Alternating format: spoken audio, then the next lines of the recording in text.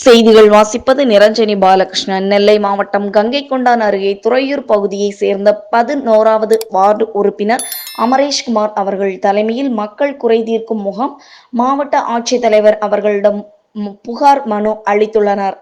எங்கள் ஊரில் மொத்தம் 1500 குடும்பங்கள் வசித்து வருகின்றனர்.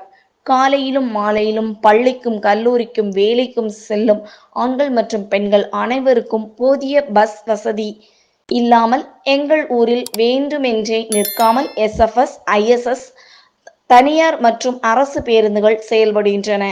பேருந்துகள் நின்று செல்ல வேண்டும் என்று ஆணை அறிவித்ததை மீறி பொதுமக்களுக்கு இடையூறாக பேருந்துகள் இயங்கி வருகின்றன.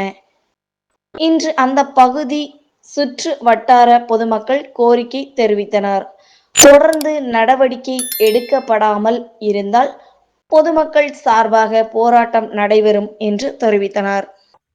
11வது வார்டு உறுப்பினராக இருக்கேன்.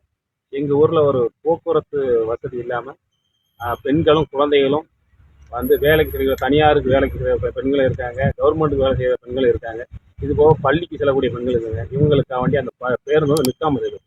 என்னென்னா கோயில்பட்டி மற்றும் கயத்தார், விராத்திக்குளம் மார்க்கமாக செல்லக்கூடிய அந்த பஸ்ஸில் நிற்கணும்னு ஜியோ வந்திருக்கு. அந்த ஜியோ கையில கூட இருக்குது. அந்த ஜியோ வந்து வெறும் பொய் வார்த்தையாக தான் இருக்குது. இதை வந்து அதிகாரிகள் நடைமுறைப்படுத்த மாட்டாங்க.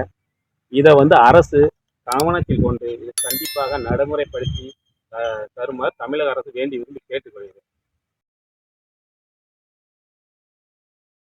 இந்த சேனல் மக்களுக்காக செயல்படுகிறது என்று நீங்கள் நம்பினால், வாய்ப்பிருந்தால் எங்களுக்கு முடிந்த உதவியை செய்யுங்கள்.